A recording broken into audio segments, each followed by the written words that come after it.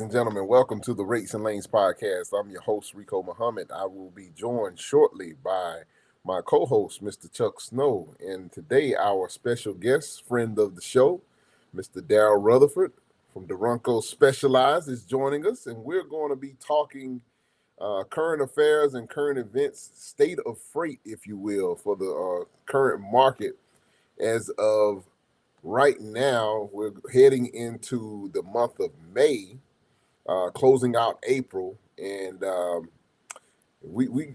tell you, it's going to be some interesting goings on. But if you guys, ladies and gentlemen, would do us a huge favor, please like, share, and subscribe to the video. And if you find anything that we talk about tonight, whether it's if you find it informative, entertaining, or anything of the sort, please like, share it with someone that you think this information can be useful for. And so with that being said, let me bring in my co-host, Mr. Chuck Snow. Good morning, Chuck. How are you? We're doing great. How are you, Rico? I really cannot complain. It's a beautiful day here in sunny Atlanta, Georgia. Hopefully everything is nice up your way, above the border. Yeah, it is actually. I'll be skiing this week in Alberta. The last little bit of spring skiing. You know, it's wild. When we're getting ready to bring Darryl up here in just a second, it's wild. I was sitting here, I was watching the NFL draft the other day, and they were holding it right there in Detroit. Right. And I was looking at the crowd out there, and I was looking at all the people that still had on like hoodies and everything. Well, you're a Southern guy. You don't understand having to wear a winter coat.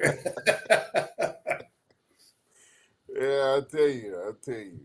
But I can't imagine sitting in those stands, how cold those people are, not moving.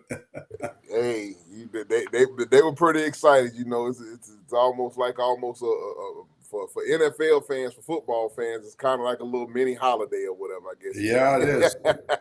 They'll put up with, you know what, they're certainly passionate about their sport. They'll put up with freezing cold and everything else just to get out there and support their team. It's wonderful. Absolutely. Well, let's not keep our guests waiting. Let's welcome in Darryl Rutherford to the show. As a matter of fact, let me even change positions. Let me put Darryl over on the big board over there. There he is over here on the sideline. Good morning, gentlemen. How are you, Darryl? Doing good. How are you two gentlemen today? Great. I want to just introduce Darryl to, if we have any new listeners. Darryl Rutherford is the CEO and founder of a specialized company up in Canada called Duranco Specialized. And what they do is they run partial loads from Ontario, Canada, out to the western states and some of the western provinces. And by now, Darryl, you may be doing some other stuff as well. Are you doing any other lanes these days? We're still working on the Ohio. It seems to be a little tougher, but I see that coming up more and more every day. We really are trying to get to Ohio just to get some shorter stuff, get around the lakes. Right. We have added in Utah since, and Reno. With my partnership with my agent in Seattle, I found the new one. It's going well. They have Seattle, Portland, Salt Lake City, Reno, and soon to be Boise. So it can really help with my coverage with getting my deliveries off ASAP and giving the customers the best service possible. So if you don't mind me asking, when you have a delivery, you've got a half load going to, let's say a half load with 3 drops on it going to Reno, Nevada area. Now, will they go on the other side of the road up to Lake Tahoe, or is Reno's as far as they go? They do some California stuff. They gave me the zip code, so I can't really say. I would think Lake Tahoe would be on it. Right. It's pretty close to Reno. I know they go up to 395. We're still trying to implement all that stuff in our system, so when zip code, we know what we can do and what we can't do. Yeah. If I had enough LTL to go into Sacramento, they will go as far as Sacramento for me. So it's really improved. I'm trying to stay away from those half loads. I'm trying to stay between 3 and 5 skids. Right. But with the way the market is now, you pretty much take what you take to keep the trucks rolling. Yeah, I get it. So when you've got when you have, let's say, a half load going to Reno, Nevada, are you taking it to their Reno depot, or are you dropping it off en route at one of their depots? So if I had a half load, my truck will actually do that because in the partnership that I have with them, I'm actually paying Canadian dollars in the US. So it has to be very lucrative for them. It has to be a win-win Of course. first and foremost. So I try to do the 1 skids to 3 skids for them. We do the big stuff because it's roughly working out to between 11 and 13% of the line haul from my warehouse to their warehouse. Okay, so the way that it works is my pickup to my warehouse is 100% mine. Then Right. they rate it from my warehouse to their warehouse to the delivery, and then the rating system gives everybody their fair share. So it's working out well. So I really try to do the big stuff. That way they're benefiting because they're getting the work they need to keep their trucks driver busy, Right. and we're keeping busy, right? And it's working well. So the Reno, what we're doing is there's Medford, Oregon. You probably know yourself. It's very hard to get freight into Medford, and it's quite expensive. So once again, I'm not trying to be the cheapest, not trying to be the most expensive. I'm trying to be efficient all year long for my customers. Right. So with Reno now, I can come right up to 395 and hit Medford. I can hit all that lower Oregon as I move up into Portland, and I actually end up putting another truck on just for that. Oh, good. Okay, so that's working out. Now, are you? What are you finding now? There's been some transitions, and we're starting. We've been talking about this on this show for ages. The industry's been talking about culling of the herd. It's starting to happen. We're starting to see, um, some big ones go down, and we're starting to see some smaller ones go down. Is this creating more? Um, is this creating more opportunity for you right now, being able to hire good, experienced drivers, or you're not seeing the difference? I am seeing a few drivers come in. The experience is still an issue. We're getting guys with 3, 4 years now coming in. It seems that they're the fastest to jump. Right. I'm still not seeing the 20-year veterans. They're not moving. You know what? I think those 20-year veterans, I don't think any of them went with those newer companies that have come up in the last 10 years or so and got real big. I don't think the old pros went with them. No, and I think once you get to about 10 years in this business, once you hit the 10-year mark, you start realizing everybody can promise you whatever they want in the recruiting office, but they don't deliver. And you start settling down on the job humping. So we're still seeing the 3 to 5 year veterans, some Right. new ones coming in. That's working well. Um, the overall thing is everybody wants to make more with less work, and I think they got the wrong business because no Yeah. offense, I love trucking really a lot, but this is not a make more do less type of business. This is work your butt off and you'll get your fair share. Yeah, the harder you work, there's a correlation between your effort and your results. Absolutely. So I think it's going to get better. I'm still waiting to see what happens exactly with Pride if they make through the restructuring. And it's kind of funny because I was down in my dock in Toronto. I had to take a truck down real quick because a guy broke down and I just swapped it out real quick so we weren't holding the freight up. So my wife followed me down. We're coming up Dixie Roads. We're going to go find somewhere nice to have dinner on the way back. Right. I looked at Pride's yard exactly 1 week from the announcement and I said, they have too many trucks. They're going to file for bankruptcy in the next 30 days. I was freaking blown away. It's funny Wow. when you really watch the industry and you know to watch the players and you're staying into it, you can tell when someone's going to go down. I hear that True North has got over 100 drivers he hasn't paid. They're done. Apparently, if I'm not mistaken, they're out. Yeah, they're pretty much out. The problem is, I love my brokers. Okay, love Traffics, love Traffic Tech, love CH. But so these new companies that start up a brokerage, I believe my friend Barry from Shippers First has said it's right. Asset based businesses do brokerage really crappy. When you're Yep. good at running trucks, run trucks. Yep. They come in and they've lowered the bar so low on pricing that now when you talk to someone, they don't understand what they're paying for. Like, I have recently won a new customer out of Blythe, Ontario. And it Right. was funny when I was talking to them, their first thing when I asked them what their major pain point was, first thing out of their mouth was cost. We need our shipping to be cheaper. I would And have walked. well, no, we're responsible to educate, right? If people are getting bad education, you have to really educate them to what's in the price of your trucking. So Great point. I took an extra hour and educated them on what they were looking for. Do you want price? And then when we pick it up and we don't have a load going, it sits on the dock for 6 weeks. Or do you want a carrier that's giving you a price that if that's his only skid, he's going to go and make your delivery because he cares more about the relationship than the dollar. I just use some techniques and they actually come right around and they've asked me to broker. And I was like, I really don't feel I have the talent or the skill for that yet. I'm good at running my trucks so far. Um, so they're still working with some brokers, but they're constantly looking for best price, best price, best price. It's not it doesn't work. They've proven that themselves. It's transactional, and I realize that people are trying to cut costs because that's the way you stay in business.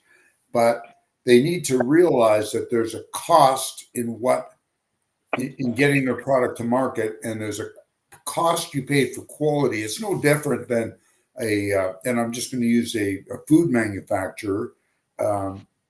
If they cut their cost too low for their, and they make it impossible for their farmers to sell them good produce or good protein or whatever, and all of a sudden they start bringing cheaper stuff. They've cut they will cut the heart out of their own product because there Yep, has to quality be. goes down. What's And that? this Your quality goes down. If your quality goes down, you're not going to Exactly. stay with your customer base. You have to have the quality.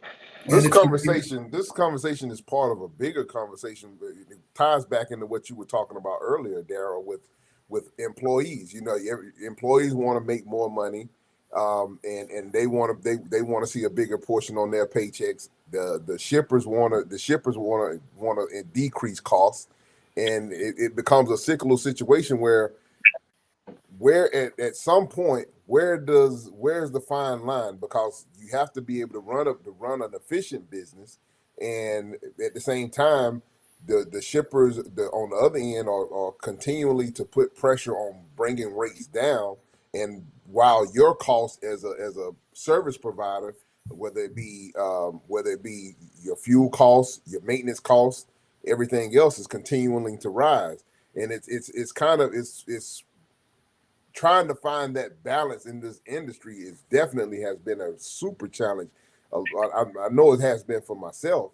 Uh, how about yourself, Darryl? What are you feeling that pressure as well, as far as being able to kind of balance those things? So I might be a little bit different individual than everybody else. I think if we could get rid of advertising on these commercials and TikTok, I think people would wise up a little bit. People are living false dreams. Um, my world's went a little sideways right now because I've let a bunch of people go. They're not buying into my corporate structure, so I'm actually sitting in the dispatch doing a bunch of work again and trying to bring in better people. But for myself, when it comes to money, I lucked out and got on with a decent carrier, West Air Transportation, in 2001. And I was about to quit. Same thing. Well, all these stops, blah, blah, blah. I can make a million reasons. And I think it was about the 3 months mark. I was actually literally going back to Dakota Logistics out of Milton, which Warren Jeffries owned, because I knew I could make money at $1.10 a mile. And it finally hit me coming home. So instead of whining and crying, I went and sat down with Barry and I said, look, your reefer loads aren't cutting it. I don't want to come back just for the cost of fuel. Do you have something else we could do? And that's when he gave me the dry box and I started LTLing both ways. So when I started my company, I put a goal for to be content. And it's going to seem quite low. but I didn't know how many trucks I would actually get to. I know how many I want, but I knew I was starting with 1 truck to 2 trucks, right? I determined that if I could pay myself 4,500 a month after tax, pay my wife $4,500 a month after tax, and have my weekends for sure, no phone calls, other people dealing with the problems, I would do this the rest of my life because I'd be content. Now, I'm content where I am. Do I want to do better? Do I want to grow? Do I want to take over the market? Absolutely. But at the end of the day, I'm not looking for more money in my pocket. I'm trying to build a name and a business for myself. And I think when it comes to the world in general, they're watching all these TikTok videos. They're watching all these people that say they're making 5 figures a month, Yeah. and they feel they should do it. So they're coming into a job with unrealistic expectations. Yeah, the influx of new people that are coming in that don't really understand the business and understand operate, cost of operation, so on and so forth, is really, I think, it's one of the things that's really behind this whole thing. But I still feel that the pressures of being able to try to meet the demands of different customers and everything, because there's still so much pressure on trying to get your rate down when your cost of operation, there's very little room for margin on most people. If they understand that cost of operation, there's very little room for any more cost cutting as when it comes to that. Yeah, you're partially right, but what you should be doing is education. A lot of these brokers want cheap, cheap, cheap, cheap, cheap, and I do use a lot of brokers. Even customers want cheap, cheap, cheap. I use the 40 million verdict on C.H. Robinson. I forget who the trucking company was in Florida with the $147 million verdict.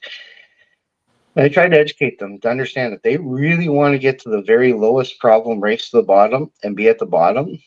They're actually opening themselves up because the litigation in the U.S. will bring them in. Oh yeah. And don't ever run your business, well, it might happen. I run my business as it's going to happen tomorrow and try to set myself up. How would I handle a $147 million verdict tomorrow because I wasn't running my operation? C.H. Robinson in that one case. Sorry, I should have printed. I didn't know it was going to go this way. I should have printed and had No, it. it's fine.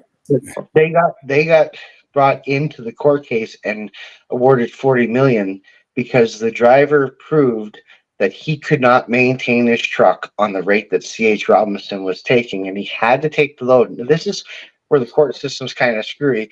He had to take the load to get home for something, and he gave them their price, and they beat him out like by $1,000. He just said, "I had to get home. I had to go, and I can't maintain my truck at that price." Now, that actually opens up the bigger conversation. If you can't maintain your truck, then you should be eating Mr. Noodles. Like when I first started this business, I ate for $3 a day. I had Mr. Noodles for breakfast, lunch, and supper. Not the smartest. I remember those days of having to pinch pennies and eat noodles for dinner every night. I remember them well. And when you go home, you got to fix your truck. You got to do it yourself. Yeah. I don't think we're ever going to get rid of those people. I think you just got to try to educate your customer so that they try to not be that bottom line. Now, there's obviously you can't pay double the price of what's out there in the industry, Right. but they need to know that they're going to pay a price. Like I had a truck go down with a DPF in Cheyenne this week. Parts took 3 days. Customer was expecting the stuff on Tuesday, and they started going sideways. And I brought it back into line because, like I explained to them, you pay for 3 to 5 day deferred service. Pickup day doesn't count, weekends don't count, and delivery day doesn't count. I said, I still got 3 days to deliver the freight. Well, they need it. It's going to be down for production. Then you purchased the wrong service. You Right. should have just expedited and paid the price. And they're like, well, just get a rental truck. Okay. That's 10 grand to get a rental truck. And I will do it. I've done it. It's 10 grand, $5,000 deposit, 5,000 for a month. Yeah. Grab the truck and do it. If the customer's paying for it, I will do it. I've made a commitment. But if you're doing the cheapest service, I'm sorry, you're going to wait till the truck's fixed. Now, it turned out well. We got everything off yesterday morning. Everybody was great, Yeah. and there's no production issues. But once again, education. Everybody's too busy watching TikTok, worrying about going and playing golf. I truly felt they did that in my dad's era, but there's something about putting your day's work in Yeah. and being there 100%, not worrying about, hey, I'm not going to be able to drive my race car. I'm not going to be able to play my golf game. I'm not going to be able to stop and play video games. That's where I think the disconnect's coming in, and it's going to be harder and harder in this industry going forward. Well, you know what happened, I think, Darryl? Before the pandemic came, the shippers were beating the snot out of the carriers, and then the pandemic came, and tables turned very quickly, and the carriers were, in a lot of cases, carriers were taking advantage of customers.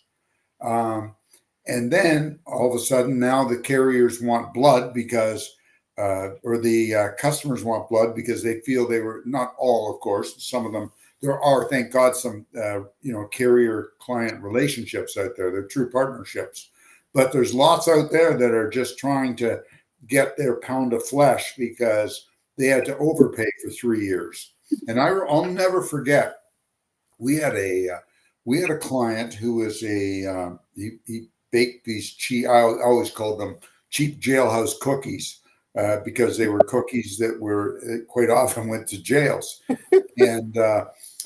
And I remember we had a quarter load of probably about 6 pallets going somewhere out west where you guys run. This is before I knew you, and the truck broke down. It was going to Washington somewhere. Or no, we didn't have enough freight to fill out the truck. Something happened. Stuff happens. There were 6 skids on our dock with nothing. We couldn't get anything going that way. We called the customer immediately and said, listen, we've got a problem. And the customer said, listen, you got to do this for me. I'll just pay for the whole truck. Get it out there. And we did. And sent him the bill for the whole truck, just like he said. And he goes, I'm not paying this. And said, okay, well, you know what? I see who you, I thought to myself, I see who you are. And it really, really made me look at that customer with a different lens. And we, shortly after, we parted company with that customer. Last year, I was in June, and I was down in Reno at the truck show, and he called me. And I hadn't heard from him in a few years. And the CEO of the company called me. Hey, how are you? What's going on, Chuck? And I said, listen, I'm not in it anymore. I've been out of it for a year. He said, well, I really want you to come and see me. Always like dealing with you. I've got some problems trying to move my freight. And I thought, yeah, I'm sure you do in this market. And I never did. Because you know what? I don't want to talk to people like that, to be honest with you. So he stiffed you for that move, and you never. Yeah, and that just, you know what? He stiffed me for the move, and if he would have said to me, "Listen, you can't do that to me. What can we do here?" But he lied to me. Okay, what he needed accomplished, he was willing to lie, and told me one thing and did another, and I thought, that's it. Gloves are off here, man. Like, we don't want to deal with you anymore. Man. Yeah. And sometimes you have to take those customers. I remember when my son Doc came into the business, he wasn't there a week, and he was looking through everything we were doing, and he comes into my office. He goes, you've got this one account that we're hauling soap and shampoo for, and they're brutal. Well, we all knew they were brutal. He said, I just ran and he had taken accounting in school. That's what he specialized in, was numbers and accounting and business. And he said, I just did an in-depth audit on our profitability on this account. Now, we were doing $3 million worth of LTL a year with these people. And Daniel said, you know what? He said, we are losing money for every dollar we are doing with them. It is costing us. We are subsidizing them. And when we look at the other freight we're putting on with theirs, we're not making money. And you know what? He was 100% right. But I didn't have to be honest, I was so blinded by the volume. And then with Big that number. volume, we were able to put other volume with, and it all works, but it didn't work. At the end, we weren't making any money. And why do we do this? We only do this for one reason. There's no Drive glory charity. in it. We do it to make money.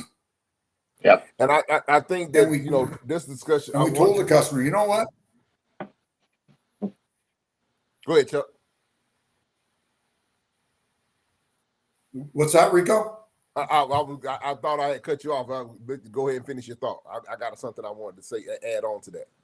No, I just sometimes I think we just get blinded. That's all I'm saying. And see, and what I'm saying is sometimes, and Darryl, you made a great reference as far as education. I think maybe we have to try and do a better job on educating everybody all the way around when it comes not only the customer but also the drivers, because they want to see, and I understand they want to see better results on their paychecks, but there's, like I said, there's pressure on the business owner, and if the drivers, a lot of drivers don't understand. Sometimes they just think that, oh, you as a fleet owner or whatever, you're making money hand over fist, and that's nowhere close to reality. Well, actually, they're not wrong. I am making money hand over fist, but I'm not hand over fist as well. As they say, it's not really about how much you make, but it's about how much you can keep, and that's the key component. That's Because, right. like I say, there's so many different expenses that we have to address and have to go. I haven't seen a decrease in the matter of fact. Fuel has been climbing here lately. I haven't seen decrease in fuel. I haven't seen a decrease in mechanics shop rates or any of that stuff. And those are the things that get you with the analogy of 1,000 death by 1,000 cuts. Absolutely. Well, it's once again, it's education, and it's this. People really pay attention to Facebook. Like, I like Facebook, I like LinkedIn, but they pay attention to it too much, and they get into a level of misunderstanding. Like, I've got one driver who decided to leave, and I'm kind of glad he did, because it was just constant complaining. Making $9,000 gross a month as a driver, going 2 trips to the West Coast. Could it be better? Obviously, we could all be better, but I think that's a pretty decent coin. When 12,000 miles, you're up there. He went out, bought 2 trailers, 2 quads, 2 motorcycles, rented a place, and he's busy saying, well, he's got to make more money because he can't live. And my comment to him was, Your lifestyle. Yeah. You're looking to your employment to feed your lifestyle. Your lifestyle is higher than trucking allows. Right. That's a lot of people are looking to the companies to increase their lifestyle. I don't know what that shift was, but it's not up to my company to give me a lifestyle. It's up to me to handle my money, invest properly, add more value. When I start talking about value compared to what I pay, they're like, well, what do you mean value? You don't think I'm valuable enough? And it's not that I don't think people are valuable enough, but what value are you adding to me for me to pay you more? Right. In a win-win situation. And they're just basically, well, I'm doing the job. Yeah, but you're 2 days late. You don't report breakdowns. You don't report something when it happens. You wait till you get back to try to get an extra week off, because we have a policy of 2-week notice to take time off. I'll give them as much time off as they want, but I need a 2-week notice because I'm trying to book freight out. I said, Yeah. what value are you adding to my life so I can add more value to your life? What value are you adding to our customers when they're constantly calling, wondering where your freight is because it's supposed to be there yesterday? They can't make that connection. I just decided to do a trailer deal, and the whole conversation started out of, how low do you want me to be? And I said, how can we make this a win-win? You get trailers off your lot. I get what I need for the next 5 years, so that in 5 years I can afford to do another deal. And where will the deal be sitting in 5 years when I give you all the trailers back? Right. And the guy had a really hard time dealing with that because he's like, well, I don't know where I'm going to be in 5 years. I'm like, well, we need to have that conversation because in 5 years we could be in a totally different market where I got no trailers and I don't want to buy these overpriced trailers. So it's really weird how many people in this world still don't think win-win. It's I win, screw you. Right. Right. I've always thought, it's something I figured out shortly after starting in business, that the true great business is more of a partnership with your suppliers and your customers. And it got to a point where I'd say to people, I'm not looking for customers, I'm looking for partners. If I Yep. can't be your logistics partner, I don't need you. And then eventually, I just said, we do not want to handle transactional freight. Not interested. And then one really good customer, I lost it on him. He calls me on a Friday. Everything is happening Friday afternoon, 5:30. You guys know what this game is like. And he's got this real hot load. So I said, listen, let me see what I can do. I put it on the board. A friend of mine calls me. He goes, what load is this? I go, why do you ask? He goes, because there's 7 other brokers posting that load. And I lost. You know what? I lost it. I really did. I called up my customer and I said, that's not how this works. Do you phone 7 real estate agents to sell your house? I said, you wanted me to stop everything I'm doing on a Friday night to move your freight, and you've called 6 other guys? Are you out of your mind? And he had no idea how this all worked. And he apologized. Yep. Once again, education, right? It's I had to deal with the load yesterday, not across the border, and when I called the broker, he's like, "Well, call the customs broker." I'm like, "I'm gonna explain this really," and it's a great company out of Quebec. I've worked with them; they're very nice people. But I had to tell the dispatcher, "Look, I have no control over the broker. I'm being held hostage. I got your load on the trailer. I've put my sticker on it. I forwarded all the paperwork to the border. They won't talk to me because I'm not the customer. I don't have a power of attorney. You need Right. to make a phone call to somebody big in that company, get somebody on their phone at their barbecue, and call the broker and say, clear this load. This is a guaranteed shipment. They're paying my price to the West Coast, which is quite high for a full load because most people drop when I give them my full load price, but it's guaranteed to be there Tuesday. There's no way I'm making it Tuesday, and I've made it quite clear that it has nothing to do with me. We've been talking to them since 1 o'clock Friday afternoon to get this load across the border. It finally got cleared at 4 o'clock, and the comment that comes from the broker is, "I don't know why you're bugging us about this. We would have cleared it." What? I know who the broker is. Starts with an L. I'm not going to. Actually, it wasn't. It's a menorah. It's an off-wall one where you got 2 or 3 people involved, and they Oh, do all the clearing for those people. It was an 8 to 5er, oh, and yeah, and then they're like, "Well, you didn't send it to the broker fast enough." Well, I send everything through my system that timestamps it, and the replies are timestamped back. And it was just once again education. People still don't understand. The trucking company has nothing to do with the clearance. of Once we course. put our PAPs or PARs on and send it to the broker, we are done. And they're constantly blaming us for the border problems. I'm like, okay, I'm almost about ready to say, give me a POA for your customer so I can send it to the broker and then I'll haul your load. You know, Yeah. it's what's, excuse me, it's educating. I like some of these people have been shipping for 30 years and the stuff that comes out of their mouth is just like, what are you saying? Like, how do you figure it works that way? Yeah. You know what? And then you get the real good ones that understand that you need to make money in order to get their goods to market. They understand that. And they want you to stay in business because they know damn well if they beat you up too badly, you're not going to be in business. And they like the service because they make the widgets or whatever they are, but you do a damn good job getting them to market, and they respect what you're doing for them. Yeah, And those are the ones you want to work with.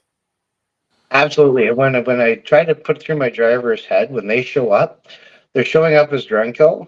But they got to remember, it's not just Duranco they're showing up for. They're showing up for XYZ. XYZ sells these widgets to this person. Nobody ever sees any from XYZ. We are the face of the Represent customer. right. We never That's are you. that's a So then, huge. I was doing just to kind of clarify your point a little bit more. I was doing a situation a couple of weeks back with it was a broker that called me, but Sam's Club had some freezers that went down, and Right. I ran down and they needed to rent some trailers to be able to save their stuff in the freezer, and I got down there, and it was me and another company that were there. But the manager, he was the manager of the Sam's Club, needed some other trailers moved and everything. I know it's a little bit, sometimes a little bit, not necessarily something that we signed up for, and sometimes it can be a little bit of a pain in the butt. But went ahead and knocked them out for them, and made everybody look good as far as representative for the broker, because they didn't have anyone there to move trailers. So I moved about 3 or 4 trailers for them, and really wasn't expecting anything, but I just referred that back to the broker or whatever, and they were appreciative of it, and it ended up being some extra compensation on top of it, but we didn't go into it looking for that. Just as a matter of, let's try to make the customer happy right now in this moment. If it's something that we can accommodate them, that's not going to cost us, that's not really too extreme of a circumstance. absolutely. Yeah. It's, sometimes you'll get a customer who takes advantage of that. Okay. And every driver that comes in there, they want them to shunt 5 trailers. Well, that's not right. But when somebody's stuck with something, it's a great way to show who you are as a supplier by going to the rescue. Doesn't always work. Right. I remember once years ago, we had a customer of ours go on strike. At 2:00 in the morning, they decided that they should call me. And they said, listen, we're going on strike. We want to empty our warehouse. I said, when are you going on strike? They said, in about 2 hours. And I go, well, thanks for the heads up, guys. So I got out of bed and went down to the trailer. I was able to get 1 load. That's all. And I said, I'm not a miracle worker, and they realized, and, but we retained that customer for a long time after. Because he remembered we were the guys that came there at, by the time I got down there, it was 3 a.m. But he said, nobody else would do this. And that's how you keep customers. Absolutely. So we have a lot of customers now asking for in and out times. And I have an app on my app with my drivers. They can hit arrive and they can hit depart. So it's time they got their time they left there. The drivers hate it. And I'm like, look, it's a selling tool. Just do it, please. Yeah. Why do we need that? I said, for number one, you got to look at 2 points. The customer's asking for us to do it, so we're going to do it. That's what they want. That's what they get. It's called customer service. The other side of the coin is I do a lot of LTL, and I've done a lot of LTL to Washington State, so I know all the problem shippers, and I've been able to work out all the bugs and get in and out. And I try to explain even to my dispatch staff is when we can give them time in, time out, we got 2 skids, we're in it for 15 minutes. But XYZ company shows up and he's 3 hours and they're complaining and threatening to take their freight here and threatening downtime and just making a nightmare. After 3 or 4 months, customers are going to wonder, why is Duranco in and out so easy? And once again, it's a perfect sales technique. If I'm in and out, no problems, no anguish, who are you going to give the freight to, Chuck? You going to try and give it to someone for $50 cheaper that you know is probably going to have a problem? Or are you just going to call up Durango and say, hey, you got one for PBI, you want to take it? Sure, send her over. Thanks, buddy. Have a great day. Click, right? It's utilize all the tools. I agree. And we've got some great tools out there today because of technology. And we need to use these tools because they're going to make us more money and they're going to make our companies run better. We're providing, it helps prove that we're providing the service that we've told our customer. When I tell my customer I can deal with any problem, you got a problem shipment, you give it to me, I'll make them my next best friend. That's how I prove it, right? Is by able to show that every time, in and out, no problems. We have one customer that, it's amazing. I'll be on the dock because every once in a while I'm out west. I'll be on his dock. I stop in to talk to him because we got into a real big blow up about 10 years ago because broker's telling us we don't need appointment. He needs appointment. Dispatch wouldn't make an appointment. I now won't dispatch the load to the West Coast unless he's giving me an appointment. I'll let it sit on my dock. The customer just goes sideways. Doesn't need an appointment. He needs an appointment. I know the man very well. And when I show up now, he's like, man, I just wish they'd ship everything with Duranco. I'm just so tired of drivers. He gets in 125 trucks a day. And people just show up and expect to be unloaded. He just, that's a lot of pressure for him. Yeah, but you know what? He's got to make it known to everybody that he only receives by appointment. He does. He sent emails, the whole 9 yards. But some of these customers back in Toronto keep bouncing from broker to broker. And Okay. I have a broker that can't even tell me the size. It's 10 feet of trailer. I'm like, I can't rate you. Well, it's 10 feet of trailer. I need the dim sizes, weight to work out the equation so I can make my truck profitable, right? And they're like, well, just give me cube. Okay, 10 feet, $4,500. And they're like, what? And like $4,500. Yeah, it's LTL. There's a lot involved. There's a lot of cost. And they go Just can't put sideways. anything on top of it. Or I don't know, like, so you can have 10 feet, but it can be 25,000 pounds. It's actually taking 32 feet of trailer, right? So you got to accomplish for it. And they go sideways. And I'm like, if you give me DIMS, I can give you a better rate. They don't know the DIMS. They don't know the broker. They don't know if they need appointment. They don't need to know if there's any special requirements for it. And I'm like, how did you get this customer? I'll tell you, because he's got that broker has a salesperson that's not trained. Because a trained freight salesperson, whether it's somebody taking an order or somebody bringing the customer on, takes down this information so that we can pass it on to the broker or to the carrier and to the driver so that everybody has the right information so nobody looks like an idiot. Absolutely. And you know what? Put it on the damn bill of lading if you have to. Driver must have an appointment before he goes in there. Yeah. But so I had a show last week with Traffic Tech. It was kind of funny. They're calling to see if they could do down my rate. I'm like, you might as well take this load off the board. I have it, and I got it through dynamic connections. I already have the load already. You're wasting your time. No. It's already on my dock. It was so 6 skids, 77 high, has to deliver May 6 on a Monday morning with a tailgate and a pallet jack. I can pretty be safe to sure that coming out of Toronto, going to Portland, there's only going to be one load like that. Right. And that was the thing with the shopping. It's and the funny thing is I gave everybody the same price, but Dynamic told me what they needed and the price included it. And I was able to break it down. And when the customer seen it, they're like, yep, ship it. And yet everybody else is still calling me for the load. You should know if you're you know, that was pretty fun. I hate those that type of freight. Everybody's got the same 4 skids. I just just hate it, and we had to deal with it sometimes especially when we were running our LTL trucks to and from Minnesota. One of the nice parts about the way we transitioned the fleet was we were doing basically full load round trips for a couple of customers. It was contract work back and forth, except for our Minnesota lane, which was an LTL open board, and that's a lot of headache for a couple of trucks. Yes, but it's it's certainly worth it because we had a couple, regular It's customers. You mentioned that because I'm really putting some thought into transitioning myself. I'll never give up my customers I have now, but I've been actually thinking about bringing in a freight salesperson, not for brokerage, a freight salesperson just for our lanes, for our freight only, to help. Good luck.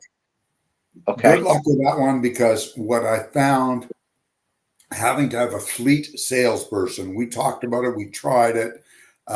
It doesn't work, because what happens is or you think somebody's got freight every week going into your lane, and they use 85 different brokers or whatever, and you send your sales guy in there, and they say to the sales guy, "No, we're not shipping there now," or "We are all looked after there. We're not even, we're not even thinking of looking at anybody else. But we've got weekly freight to Secaucus, New Jersey."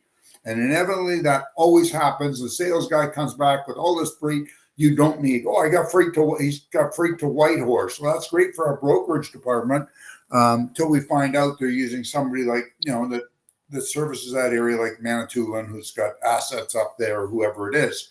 Right.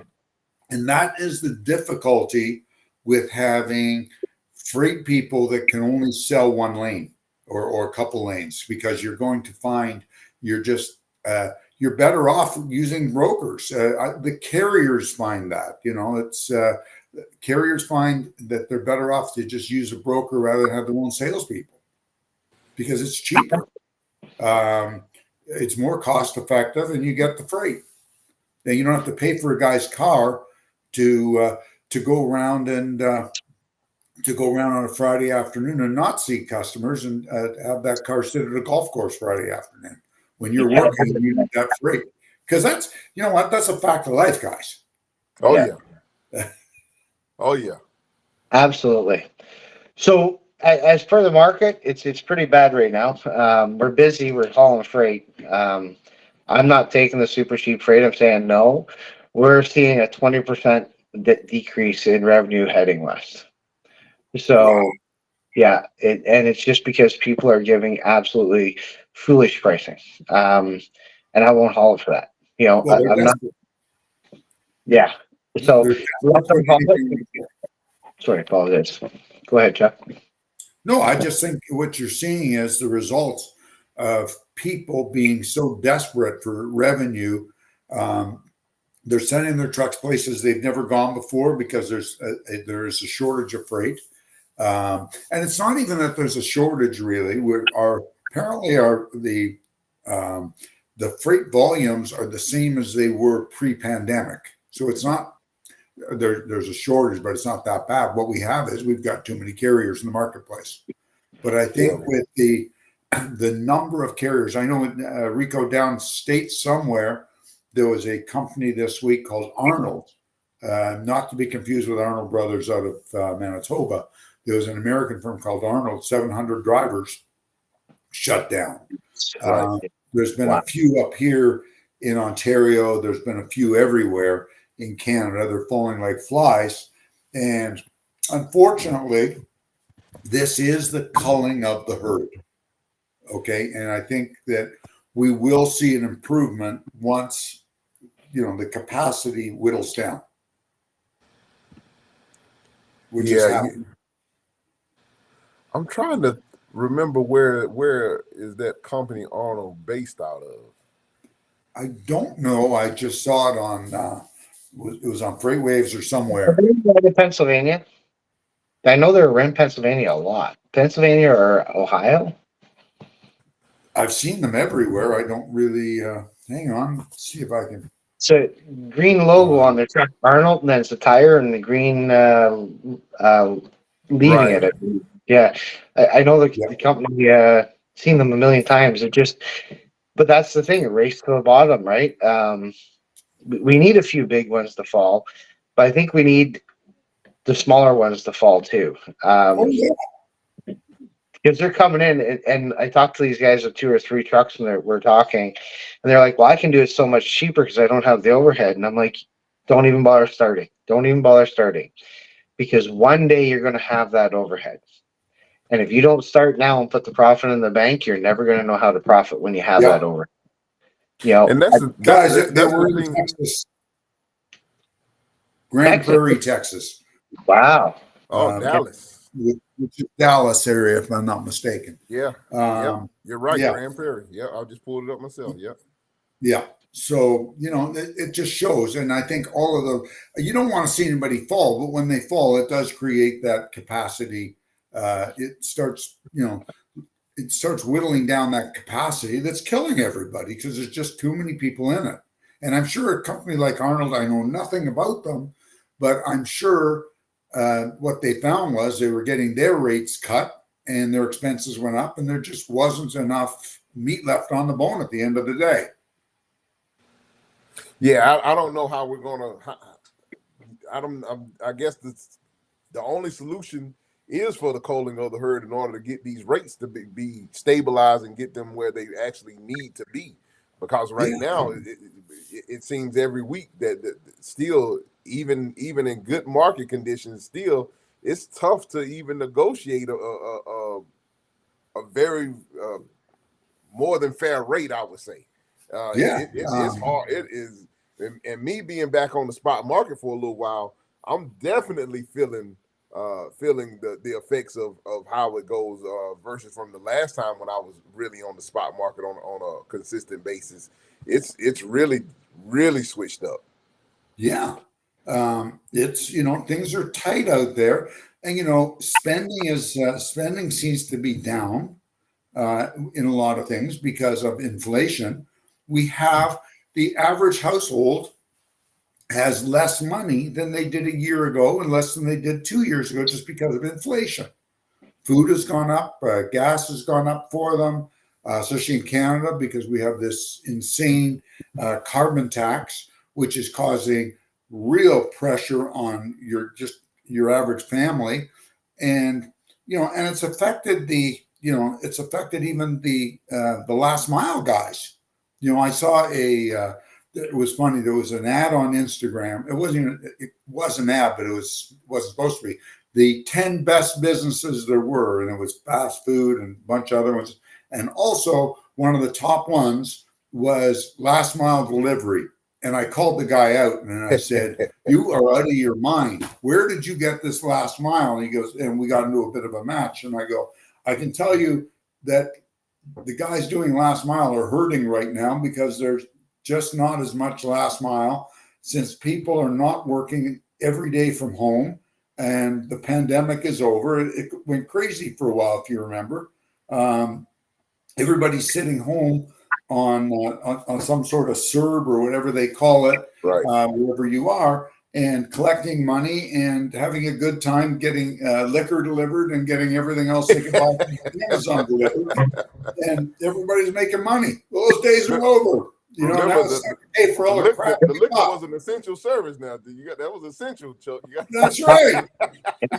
All that wine that people drank and peed out, somebody's got to pay for now. Yeah. On a side note, there are still people spending money because I had to make sure I called the carrier the other day. I picked up 2 couches from Toronto going to Seattle, and the value on the 2 couches is $42,000. Whoa. Yeah, I had to have them self-insure that baby. Wow. Yeah. Listen, there is, even during the dirty 30s, there were people that had lots of money. Okay. Yeah. But about 75% of them did not have lots of money, but there was that 25% that it didn't affect. So there are still, there's a lot of wealthy people out there. And you know what? Those are the people that don't do crazy stuff and they invest their money wisely. And it's a lot of times it's old money. So it doesn't get caught up. It doesn't get caught up on buying $300,000 G-Wagons. They just don't spend their money on stuff like that. They may buy a $42,000 couch because they can sit on that every day, all day. But they're not going to buy a $300,000 G-Wagon that's going to sit in their driveway 90% of the time, which could get stolen, and then they have nothing. Right. And that's the difference between old money and new money. 100%. Yeah, I think Darryl, in this market, are you looking good to expand? I am trying to expand wholeheartedly, trying to do some things to put myself in a better position. I'm concerned about profit, but I'm just concerned about staying afloat to be one of the last ones standing that has offered reliable service. It's tough, but in the meantime, I think that's the key to success is to be one of the last ones standing instead of trying to focus on big profit right now. Operational costs, my older equipment, I'm going to get rid of it. It just does not make sense when I sit down and look at the numbers. and put myself in a better position so that when it happens, I've always got stuff that can take care of it. So, how old is your oldest power unit? My oldest power unit is 2017, and my oldest trailer is 2007. Oh, okay. So your trailers first, I guess you're gonna. Is that where you're updating first? I've done a deal. I start picking them up next Friday. I've bought 11 brand new trailers. I have 5 that I'm just literally just paid off that are all 2020 and newer. Mm-hmm. But I'm getting rid of everything that's 2020 and down. I'm just, if I have to take it to the auction, I'll take it to the auction. The repairs, and I do a lot of repairs, but the Right. repairs have come in to be double the cost of the new trailers. And yes, I'm still have repairs on new trailers, but I do have the warranty. I do have all the, it opened up the market for people that don't want 10-year-old trailers. So I have a bunch of extra loads that are going to come available that I can do that I haven't been able to do, and going to help my DOT score because we've taken a little bit of a hammer in the last couple of months with guys not reporting stuff. And I'll get that one at the end of my shift. So we changed our pay package now, and they get nailed on their revenue and for bad inspections because I'm not a person that have bad equipment going down. You got a hose chafing, get in, get it fixed. I don't ever say bring it home. It's fix it now. Yeah, of course. Yeah. So that's my plan. I have bought a brand new Mac. Just picked it up. It's on its second trip now. My international should be plated. Now this is the A26. We're still waiting on the newer ones to come. Right. But I'm starting to have more and more issues with the DPFs. Even the generators. I'm not. I picked international for their APU unit alone. That's why I went with international. My APUs I have from TriPack. I have some from the battery powered companies. I'm trying to think of their name right now. They're all problems constantly after about the third year. I will not spend any more money on an APU. I'm going to hook up with a truck that has had it in play. Those 2 internationals I bought off of you, Chuck, those Right. APUs have given me not one problem. The only problem they give you is about every 3 years, the batteries go. You got to replace the batteries. Yeah, big But the deal. air conditioning system still works. The heater still works. The auto on and off. So if they're using their microwave, it automatically starts up so the batteries don't die on the truck. It's international, got it right. Um, yeah, I'm not an international lover.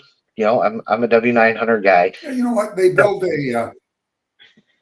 Well, yeah, but they're. You know what? I don't think anybody hauling dry freight or even reefer freight can afford to run W900s. They're just too No, expensive. but if you look at international, they're doing stuff and they've got a product that works without a problem. It's put in from factory. Volvo now from this year is supposedly we're bringing that out, but I don't want to be the first guinea pig with their Right. system. Um, International got a great service network, and that's more important to me. I need to make sure my trucks can get up and running.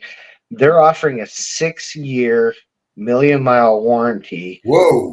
Mac is only offering 5-year 1.2 million kilometer warranty. So the 6-year 1 million mile warranty puts them at the front of the board. That's what I'm looking at. So I have a lot of one boxes and def problems because the trucks are constantly item because it's cold or it's hot, and I don't expect the driver to be uncomfortable because the APUs aren't working and you can't get into the APUs, you can't get parts. So that's why I made the decision with international. I think it's overall going to be the best one for my fleet. You know, Okay. a lot of listen. They build a damn good product. They're not, and I think they're a pretty solid product. They're. It's not a PACCAR product. I think PACCAR and I think Volvo and Mac. I think they're probably a little bit more comfortable for the drivers. But the International is a solid truck. Yeah. Darryl, I'm looking at the time we're coming up close on it. Is there anything that you want to leave us with before we get out of here? I probably should have did a better job of watching the monitoring time, but when we get on here and we get to kind of chatting back and forth, it gets a little good. So I want before we get out of here, buddy, is there any closing words you would like to leave us with? Yeah, if you're looking at getting in this or you're in this and you're not educating yourself, stop it. Start reading. Start educating yourself. It's important. If you want to learn, Phone Chuck, phone Rico, phone me. Send me an email. I'll help point you in the right way to learn. And I can be reached at Darryl, Darryl, at Duranco, Darunco, specialized.com, or give me a call at 705-214-9659. I've always got time. I'll make time to help somebody. Thank you. You know what? You're a prince of a guy. Always love having you on the show. Love your insight. You know, and you're not afraid to give back. Thank you for joining us. I'm gonna Thanks. jump on the soapbox just for a second because of something that Darryl just said. A lot of people are out here selling courses, selling different things, and they're basically they're robbing you of your money. You have to pay them for a mentorship, is what and far be it for me to ever knock anybody else's hustle, but in this business, money is tough to come by, and it's hard to come by good people that are actually spend the time to show you and share a real world experience. Just because somebody says that they're making $50 million a day with 2 trucks doesn't necessarily mean that it's true. Guys, buyer beware. Don't fall susceptible to trying to make your dreams come true and let someone fleece you out of your money. I really just be a little bit more cautious, maybe do a little bit more research on these self-appointed gurus and things of that nature before you go out and spend your hard-earned money. I've seen a lot of stories of people spending $13, $14, $10,000 with people and don't really have a damn thing to show for it now. Don't fall into that trap, and don't get fooled by rented cars and rented jets and stuff like that they're showing all over social media. Don't fall susceptible to that trend. Actually, as the old saying goes, hard work never, normally walking around in overalls. That's not necessarily the big shiny image or the big shiny picture that you may see. So just be cautious when doing that type of thing. All right, I'm getting down off my soapbox. Chuck. That's okay, Rico, and I'll back that up. This is not a get rich quick game. It never has been. It never will be. This is a great business if you don't mind grinding it out for the next 40 years. Okay, and that's how long it takes. Trust me. If you get out early. So no matter what the guys in the back of Instagram or the comic book or whatever you're reading tell you, if you're looking at that and you need a second opinion, call one of us. And Absolutely. I will give you my email address, put your phone number on it, and I will get back to you with some answers for any of your questions, especially on these get rich quick schemes. Send me an email to Chuck Snow 280@outlook.com, and I'd be glad to help you with anything I can, especially in these times. And with that, Rico, I'm going to let you back her into a hole for another week. Well, ladies and gentlemen, we are always grateful for you spending a little time with us. You could have been anywhere else in the world, but you took some time to hang out with us, and we're always grateful for you doing so. We want to thank Darryl, our guest, friend of the show, Darryl Rutherford, for taking time out of his schedule to come on with us and chat with us as well. We appreciate it, Darryl. We appreciate it so much. Appreciate all the knowledge that you shared. It's always informative when you get a chance to come on and talk with us. Like I said at the beginning of the show, ladies and gentlemen, if you found anything informative, entertaining, or anything like that, please like, share, and subscribe. Send it to a friend. And with that being said, we want you guys to stay safe out there, stay healthy, keep it in between the mustard and the mayonnaise, and we'll talk at the same time, same place, God willing, next week. God bless you and good night. Catch you on the flip flop. Have a good day, everybody. Cheers. All right. Thanks, Darryl. Thanks, Darryl. Thanks for having me. Bye-bye. Our pleasure.